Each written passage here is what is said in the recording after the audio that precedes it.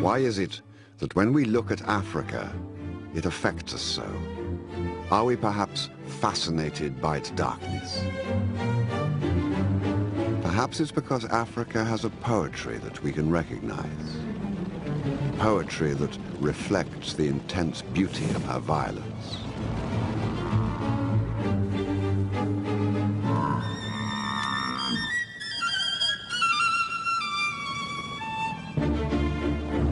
Perhaps it's because we originated here that we understand these things.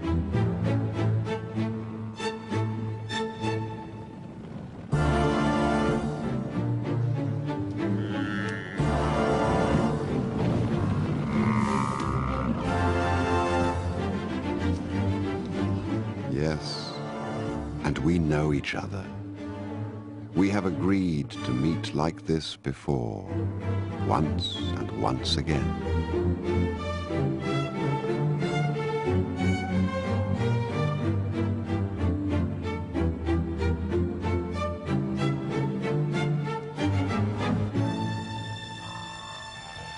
Somewhere in Africa each day something dies. Some lion engages in battle with some large prey and someone loses.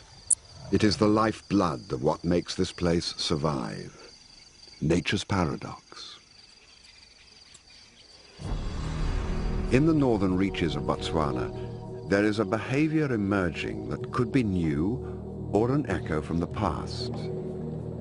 It could be a remnant of a time when mammoths may have ruled the earth but still fought for their lives against the stabbing fangs of saber-toothed cats.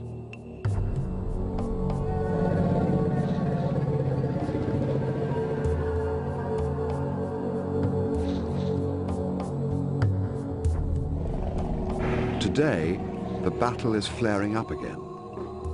Ancient behavior or simple opportunism, it's impossible to tell.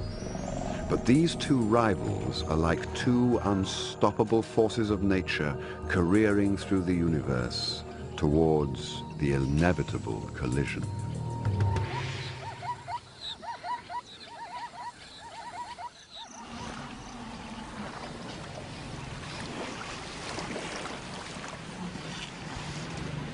The modern-day eruption of this conflict started at the season change. The rains sent the elephants heading south as usual, caught up as they are in their perpetual dance at the whim of the seasons.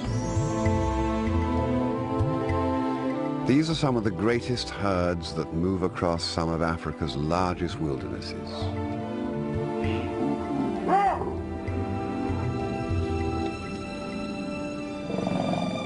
And one day, they sense a difference in the air, and they turn back towards the rivers to the north before that slight dryness grows in intensity and catches them out, vulnerable as they are to the devils and dervishes of the dry season.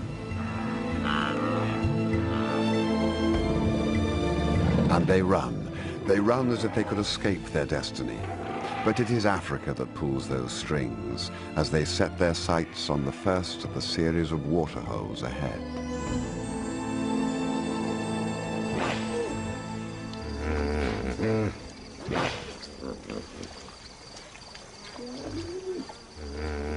On the fringes of this lake, an unusual pride of lions has been breeding, within earshot of a large herd of hippos. Lions usually run from hippos, but at this age, they don't yet know what they can't do, so they'll try anything. They're still unsure of themselves. But tonight, they will test themselves against the magic of these fearful beasts that grunt their way through the darkness.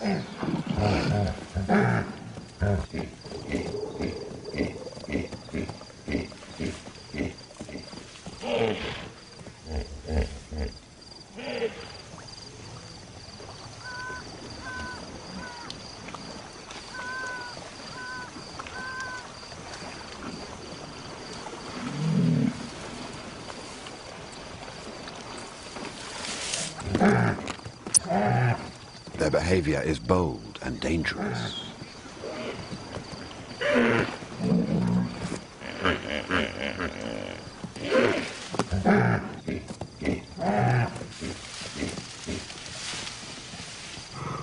They're still uncoordinated, just cubs really, out playing. But when the older brothers arrive, the game changes.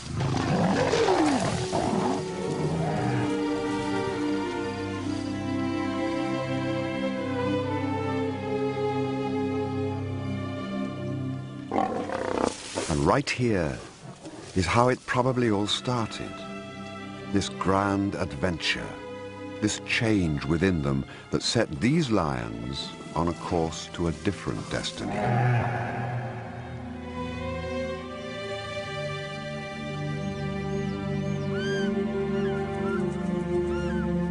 Gentle the touch that wakens you from your dreams, softly the shape that steals the light. You are new now, but the shadows will dance within you. It is their time now, but this moment of fulfillment is about to be eclipsed.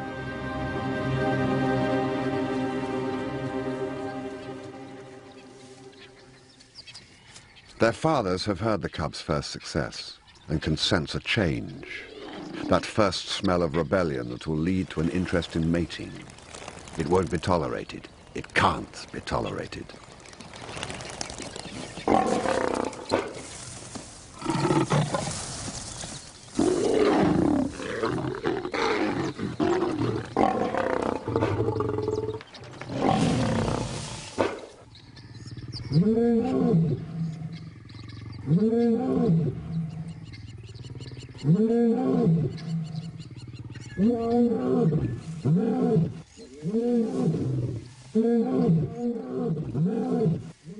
And as they roar their displeasure, the cubs scatter into the bush, their lives shattered by this attack that suddenly rained down upon them.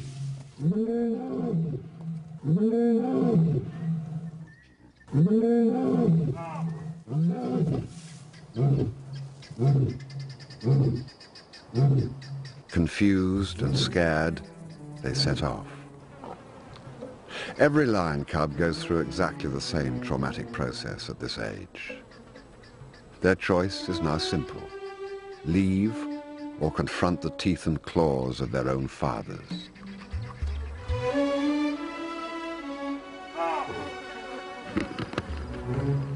Africa knows about paradise and the wounds of loss. It knows how to look back without turning back.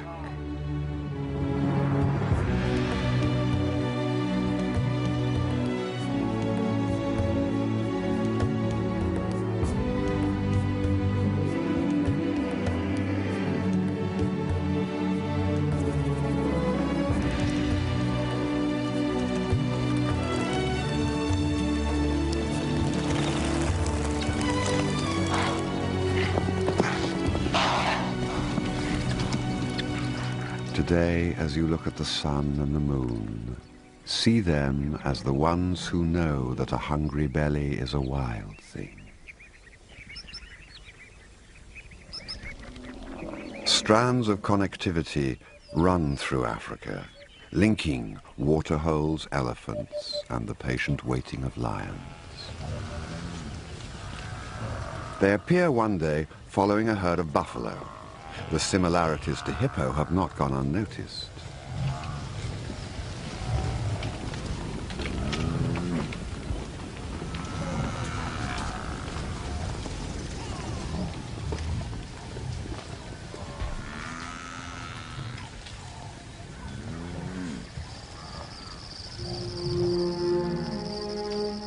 Yes, I know you from inside.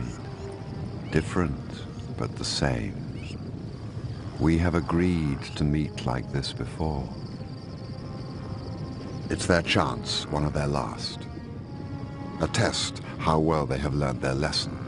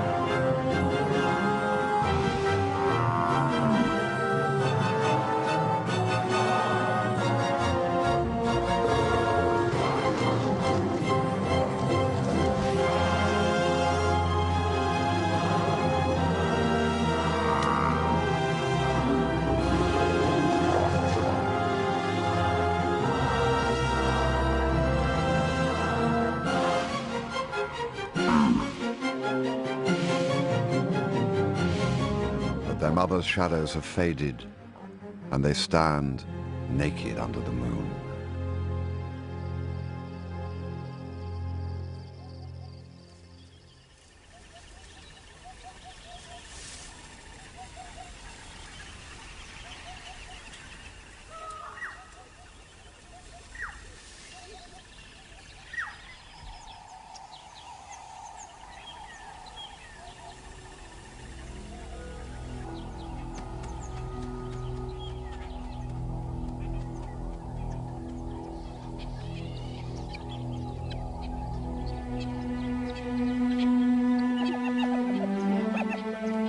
Africa comes at you from both sides. It is a golden ray of light and a dark sloping shadow. It has the power to abandon pretenses and the humor to play with your body.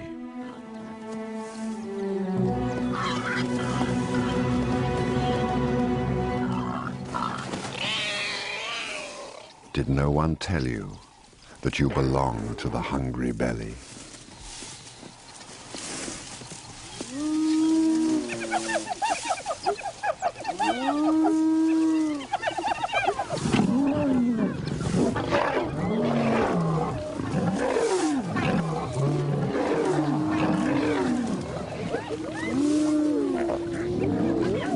The battles between these two predators have been going on for millennia.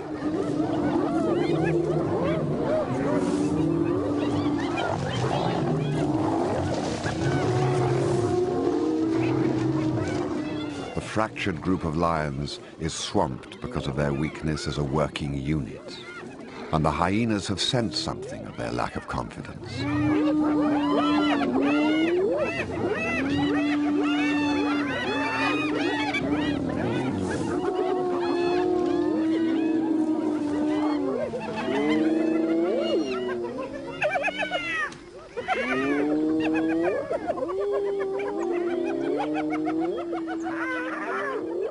As they move away, shaken by the hyena attack, they step right into another conflict, one they will have to learn to deal with as they move further east across the more prominent elephant paths.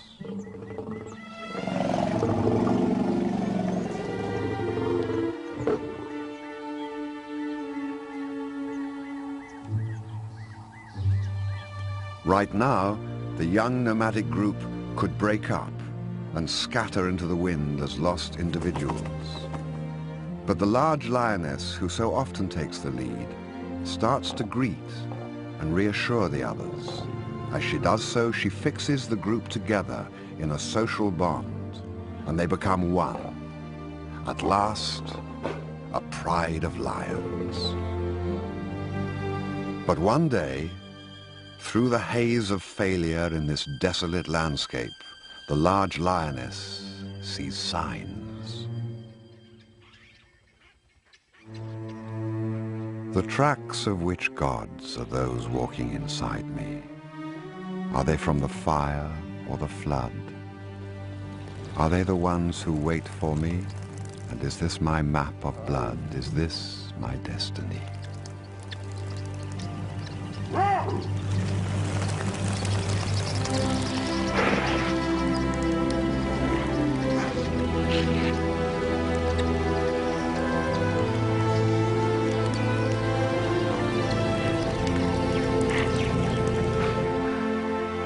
They have arrived. After a journey through some of the hardest country in Botswana, paradise.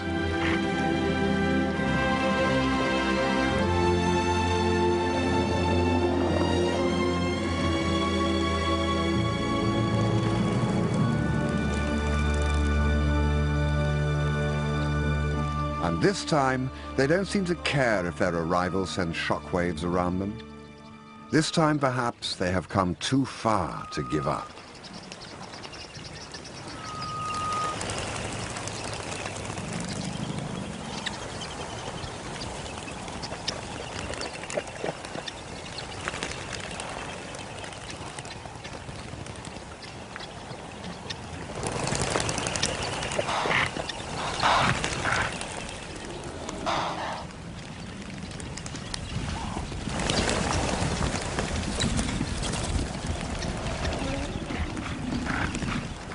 But this is a new world, filled with a wild flurry around their heads and giants that rule the land.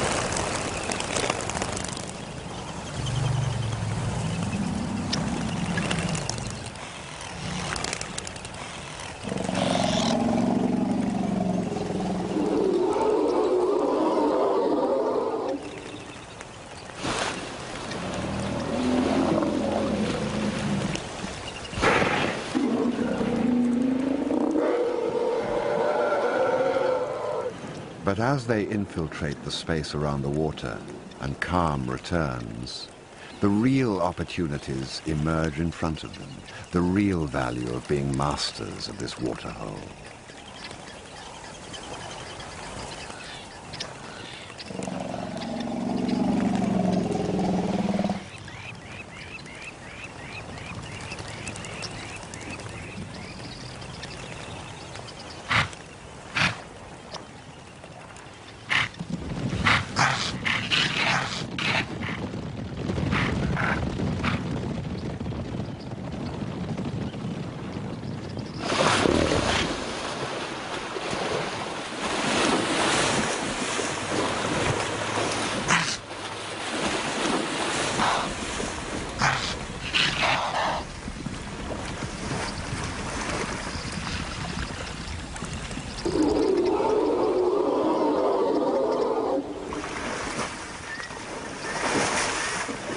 The glorious rewards of struggle and learning are short-lived. What were the chances of such a paradise being unattended? Every prime piece of wild Africa has its territorial male that has seen off many an intruder.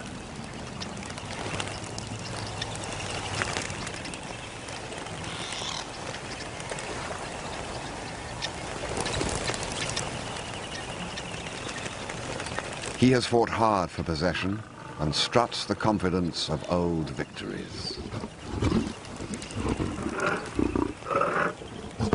He seems to miss the fact that the female has the scent of a nomad on her soul. His brother may be less distracted. But he's not.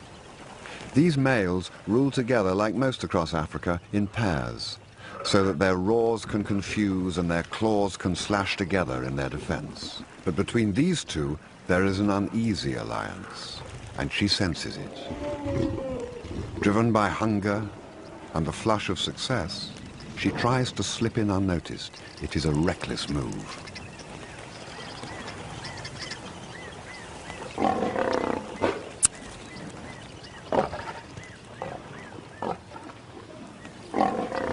Females have been killed for less.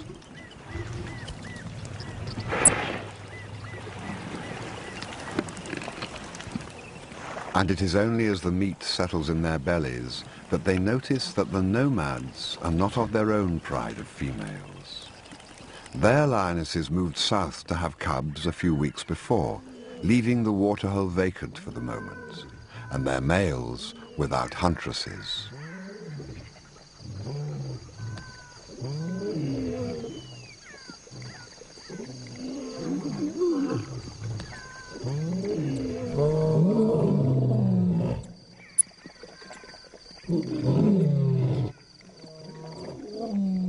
Darkness is no place to hide from a male lion. Their tolerance has already been stretched.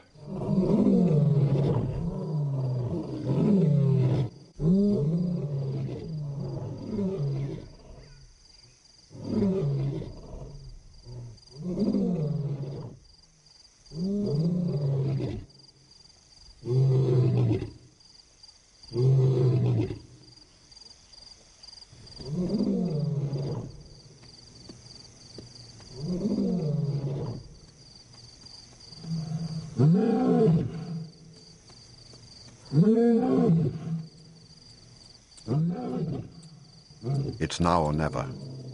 The oldest surviving brother makes a bold initiative, flanking right. His sister, the large female, circles to help, but she is his only support.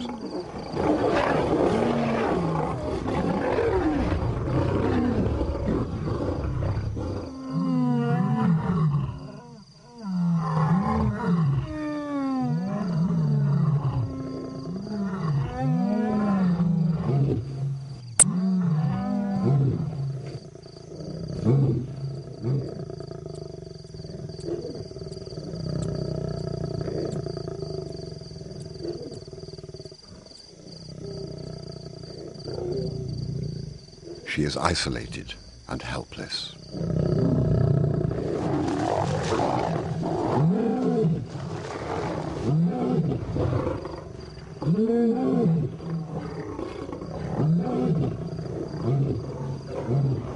The masters are victorious. As they slink off, the young lions leave their oldest brother behind to his fate.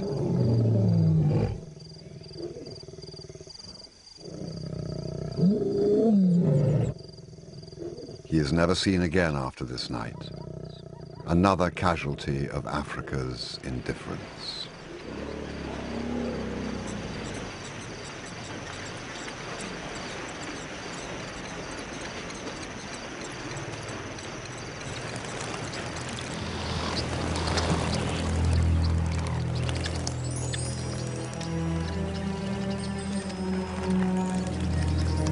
The young nomads are still around, watching and waiting. The males know it.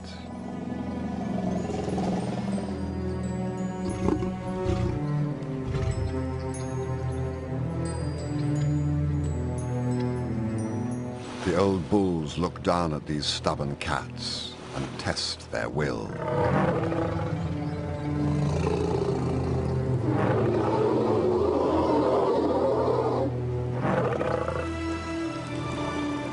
They aren't going anywhere. They are the owners here. And what the young nomads see is the beginning of a storm brewing in this show of defiance between these enemies, the ultimate of enemies, the largest and the fiercest, the grey and the gold.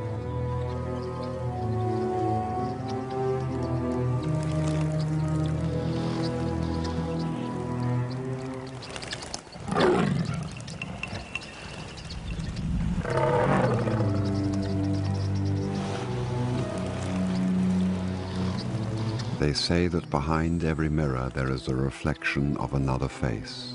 It is the same with water, that ancient place where twins compete for the same thirst.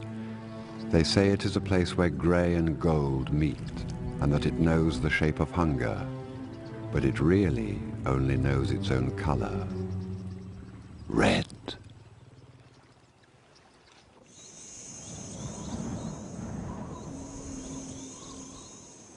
Out here, the heat sucks the moisture out of the earth. The eternal battle is for water.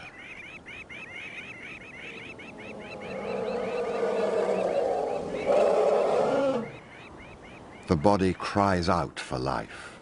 The mind weeps to succumb, to rest, to be still, to avoid that extra step in the heat that drags at your lungs and fogs the mind. The elephants find a small resource of minerals under the earth, as if by magic.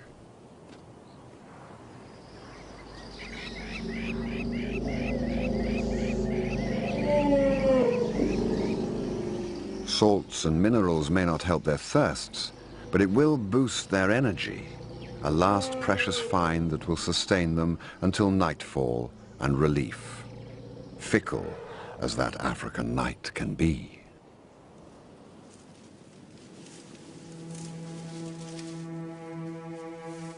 Africa comes at you from both sides, like the sun that dreams through the twilight and the moon that creaks through your soul.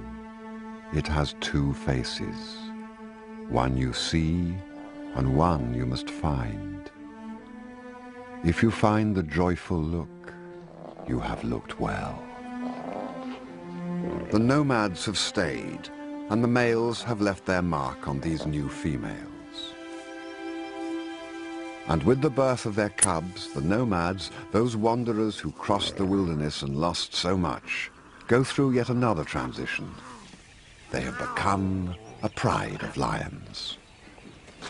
Strangely, the male's courtship of the females has come with a guarded acceptance of the young males as well.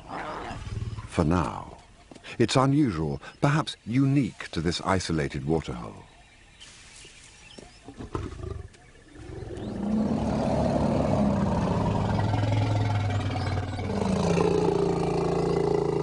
And the elephants keep streaming in from the forests.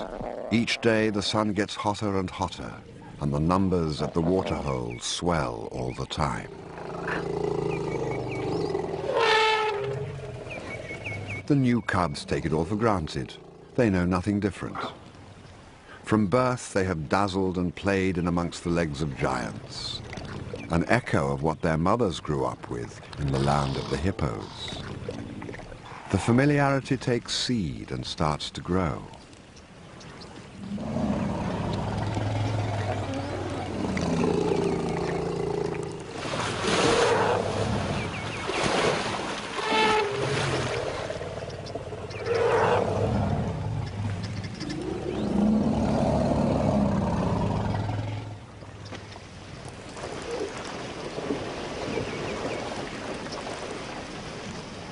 Among the elephants now, a volcanic tension builds up as they struggle and wrestle over the tiny trickle of fresh water.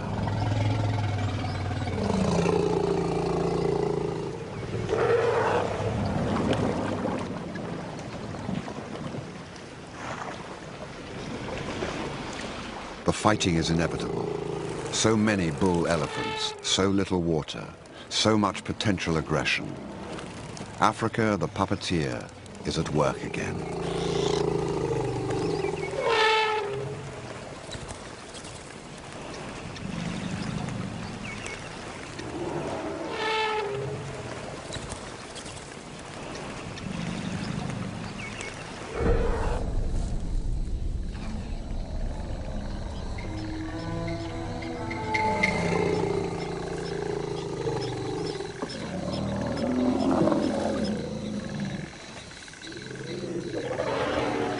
There is a quiet waiting, watching, and an acknowledgement of opportunity when change blows in from the horizon.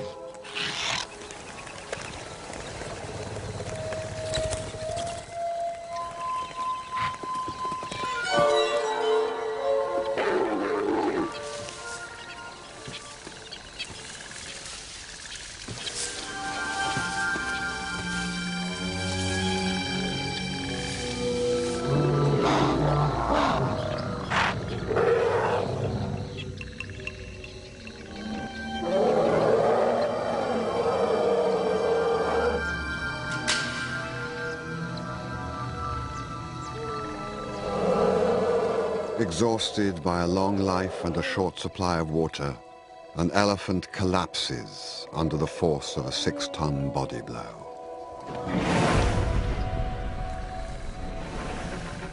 He gives up that drive to fight for water, for space, for life.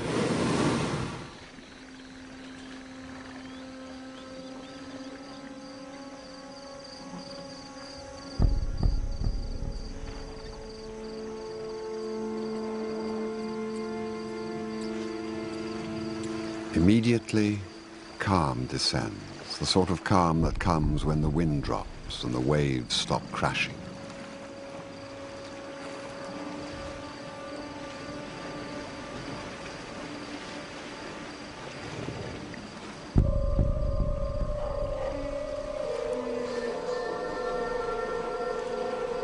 The other bulls go quiet too, like ghosts before their time, silently drinking their last mouthfuls of water before the moon catches them out, before time catches them out, before the tolling of the last bell.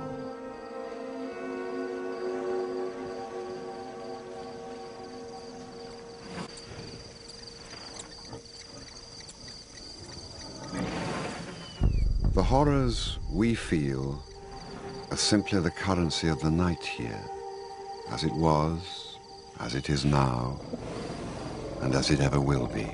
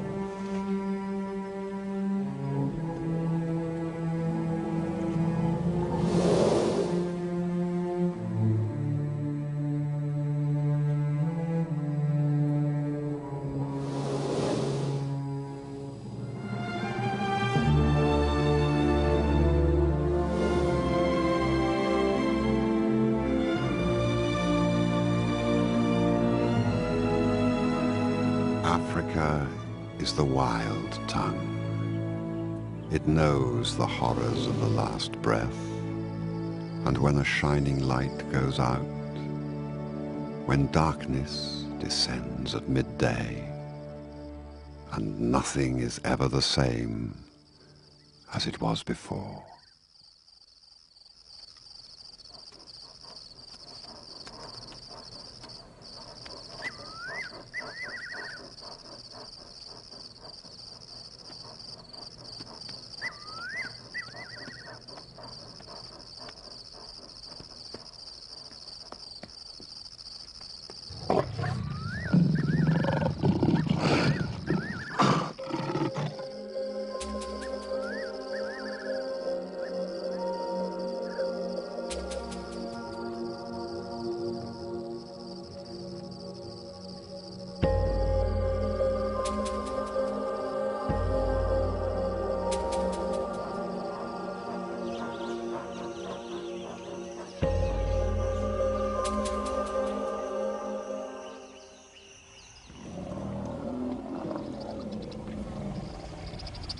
The next change is in the last part of the dry season.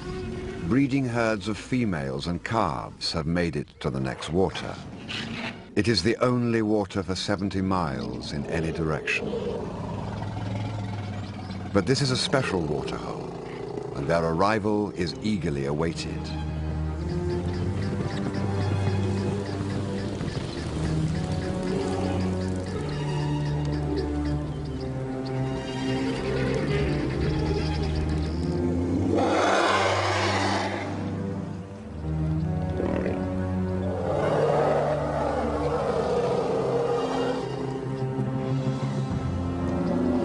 Over the past 20 years, this waterhole has seen more and more elephants arrive each season.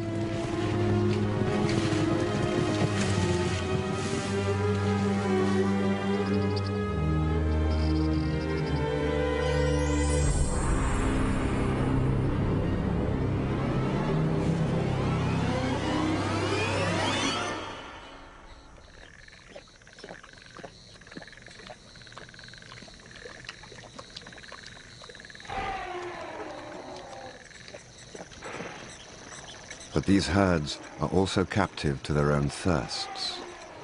The coolness of the twilight renews their hopes, and the smell of water tempts them back in. They steal in under cover of darkness.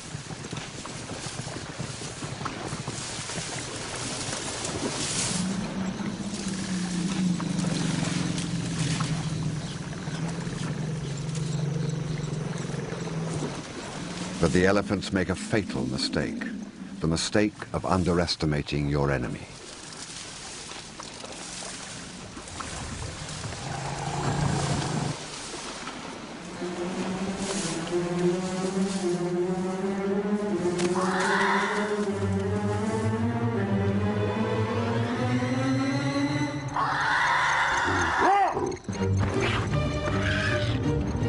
Tonight, feel the blurred edge between grey and gold, and say no to the urge to look away or to take sides, but give with both eyes. Tonight, the elephant world is ripped apart.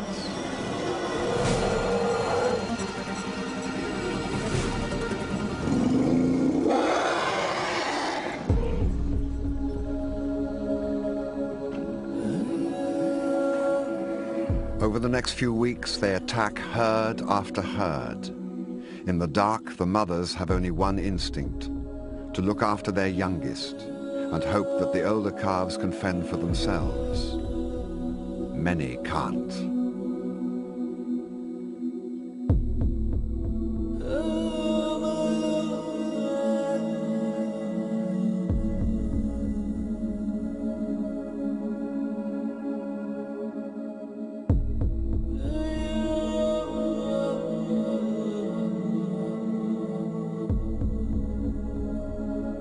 For the lions and their cubs, it is the success of successes.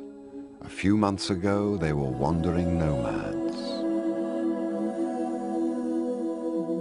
After weeks of this persistent slaughter, the area is littered with the bones of the silent victims. Small elephants separated from their mothers in the darkness and recycled back from where they came. Their thirst drives still more elephants into the waterhole in a slow trickle of grey shapes. As they arrive, they are watched carefully. The lions look into each fresh batch of elephants as if they could see through the skin, looking deep, beyond the bones and muscle, piercing the soul for any sign of weakness.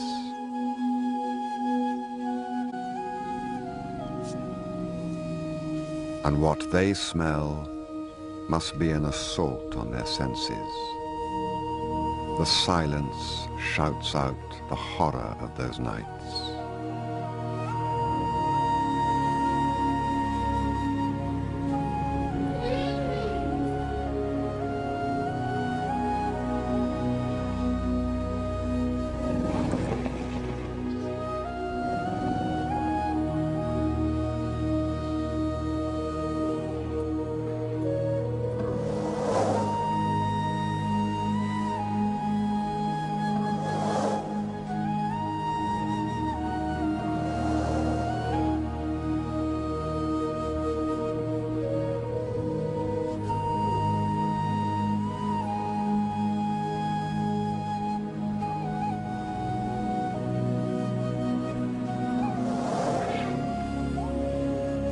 When they left you on the ground, sky wept and soul poured out. There is no healing silence that can replace your sweet fragrance.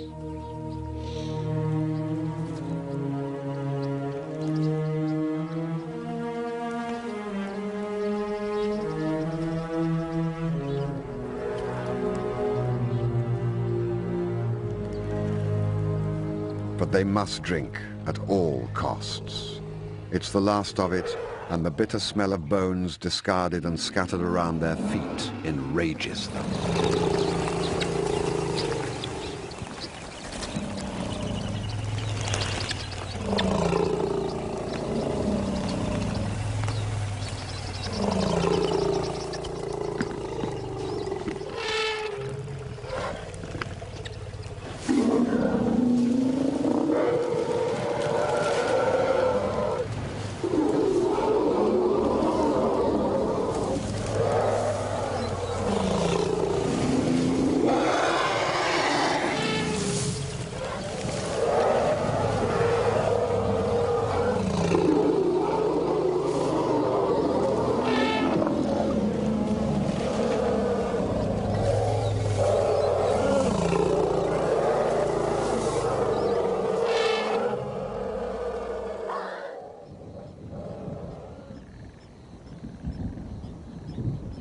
For the lions, the window of opportunity is slowly blowing closed.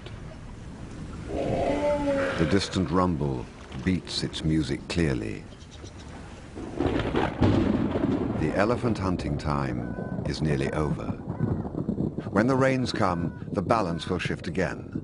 The herds and their enticing calves will stop arriving from the interior, and for a few desperate months, the lions will be alone. For one last time, they look at the bulls.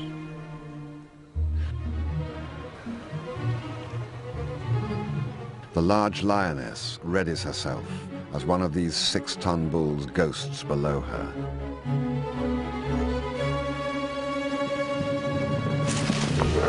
In the boldest attempt known to a lion, she attempts to wrestle him to the ground, alone, an ant against a mountain.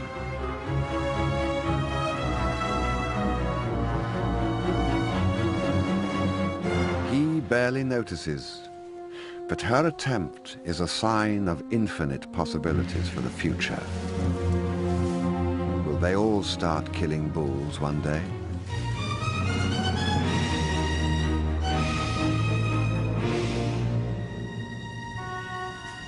And then, like apparitions from the darkness, late stragglers loom out at them.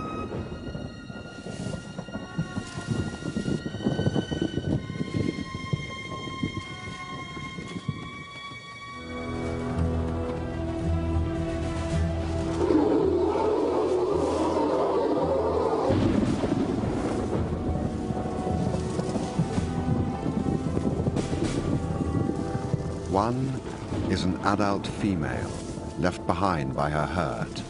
For the lions, it's the ultimate challenge, a last desperate chance.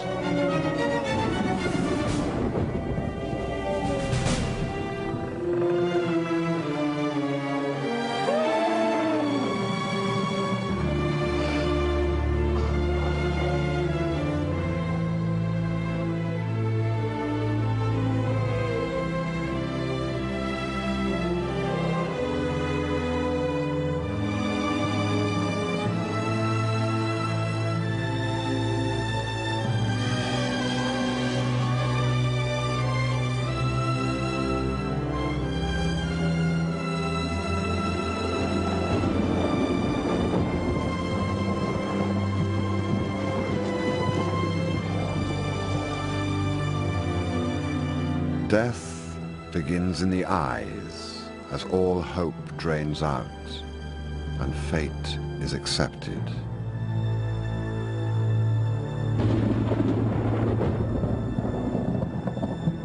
But the dead are not lost forever. They are the storm on the wind. They are the sudden brightness in the sky. They are the earth. They are the air. The dead are not dead.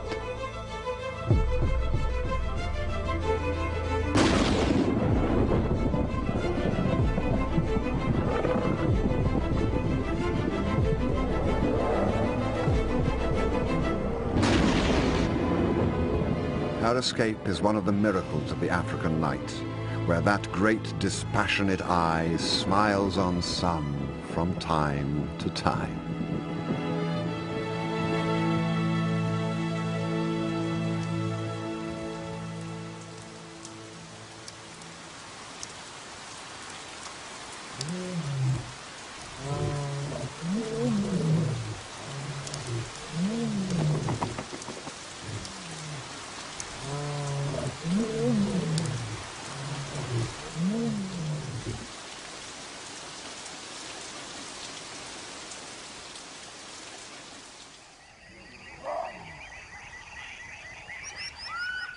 And so, for now, it is over. Once, in a small part of Botswana, magical and horrific things happened. Once, perhaps. For this behavior is maybe as ancient as the breath of a saber-tooth on the hard back of a mammoth. A momentary flash of the past, ancient and buried, only ready to erupt from the sands of time when the time is right. And that time may well be triggered by the sheer abundance of elephants, running their own race each year, according to their contract with Africa. The lions are simply adding their weight to the balance. And us, will we allow them all the freedom to run, to live or die by this violent hand? Are we able to see the beauty in Africa's harsh violence and realize that there is no violation here, no malice, just a set of ancient responses? For the lions, we don't know what the next season holds. The new generation plays as if there is no tomorrow, confident in their ability to adapt. But the water may dry up, everything may change. The battle between these two ultimate of enemies may well be over.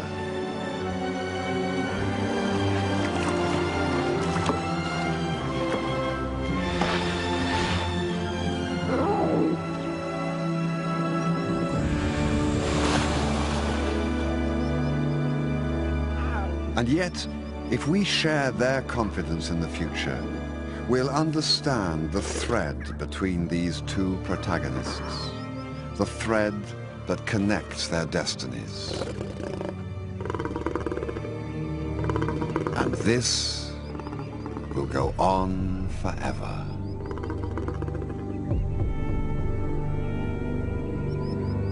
Yes, and when you face me again, maybe you'll remember that your wild eye, when open, travels inward.